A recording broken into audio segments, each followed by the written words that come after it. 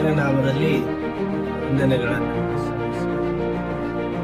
ಈ ದಿನ ನಾವು ಕ್ರಿಸ್ತನೊಂದಿಗೆ ಮುಕ್ತಾಯ ಮಾಡೋಣ.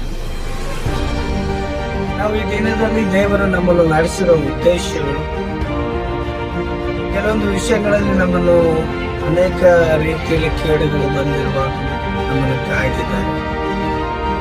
ನಮಗೆ ಒಳ್ಳೆಯವುಗಳು ಆಗದೇ ಇಲ್ಲ ಅಂದ್ರೂ ಪರವಾಗಿಲ್ಲ, ನಾವು ದೇಹದಲ್ಲಿ ಆರೋಗ್ಯವಂತರಾಗಿದ್ದೇವೆ.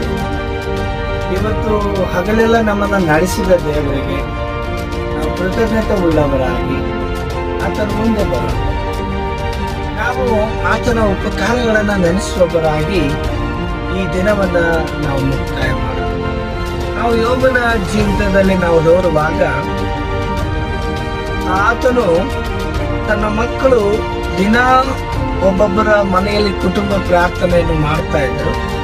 ಆ ಪ್ರಾರ್ಥನೆ ಸರದಿ ಮುಗಿದ ನಂತರ ಯೋಬನು ಮತ್ತೊಂದು ಸಾರಿ ಆ ಮಕ್ಕಳನ್ನ ಒಂದು ವೇಳೆ ಅವರ ಮನಸ್ಸಲ್ಲಿ ಅವರ ಒಂದು ಪಾಪ ಮಾಡಿರ್ಬೋದು, ಹೃದಯದಲ್ಲಿ ಪಾಪ ಮಾಡಿರ್ಬೋದು ಅನ್ನೋ ಒಂದು ಭಯದಿಂದ ಯೋಬನು ಅವರ ಮಕ್ಕಳನ್ನೆಲ್ಲ ಕರೆಸಿ ಅವರಿಗೆ ಸಂಖ್ಯೆಗೆ ಸರಿಯಾಗಿ ಆತನ ಯಜ್ಞಗಳನ್ನು ಸಮರ್ಪಿಸಿ ಅವರ ಪಾಪಗಳನ್ನ, ಅವರ ದೋಷಗಳನ್ನು ಪರಿಹರಿಸುವುದಕ್ಕಾಗಿ ಪ್ರಾರ್ಥನೆ ಮಾಡಿ.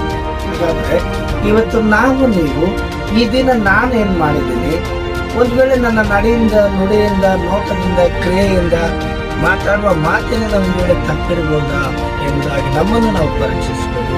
ನಮ್ಮ ಮಕ್ಕಳು ಸ್ಕೂಲ್ಗೆ ಹೋಗುವಾಗಲೂ ಬರುವಾಗಲೂ, ನಮ್ಮ ಪತ್ನಿ, ಕುಟುಂಬದಲ್ಲಿ ನಾವು ಯಾರಾದ್ರೂ ತಪ್ಪು ಮಾಡಿದ್ದೇವ ಅಂತ ಹೇಳಿ ನಮ್ಮನ್ನು ನಾವು ಪರೀಕ್ಷಿಸಬಹುದು. ಇವತ್ತು ಆತನ ಮುಂದೆ ತಗ್ಗಿಸಿಕೊಂಡು ನಾವು ಪ್ರಾರ್ಥನೆ ಮಾಡಿ ಈ ದಿನನ ಕ್ರಿಸ್ತನೊಂದಿಗೆ ಸಮಾಧಾನದೊಟ್ಟಿಗೆ ನಾವು ಮುಕ್ತಾಯ ಮಾಡೋಣ. ಹಾಗಾದ್ರೆ ನಾವು ಪ್ರಾರ್ಥನೆ ಮಾಡೋಣ. ಏಸಪ್ಪ, ಈ ದಿನ ನಾವು ನಿಮ್ಮೊಂದಿಗೆ ಈ ದಿನವನ್ನು ಪ್ರಾರಂಭ ಮಾಡಿದ್ದೇವೆ. ಈ ದಿನ ನಿಮ್ಮೊಂದಿಗೆ ಸಮಾಧಾನವಾಗಿ ಈ ದಿನವನ್ನು ಅಪ್ಪ ನಡೆಸಿ ಕಾಪಾಡಿದಕ್ಕಾಗಿ ಸ್ತೋತ್ರ. ಈ ದಿನವು, ಈ ರಾತ್ರಿಯು ಆಶೀರ್ವಾದಕರವಾಗಿರಲಿ.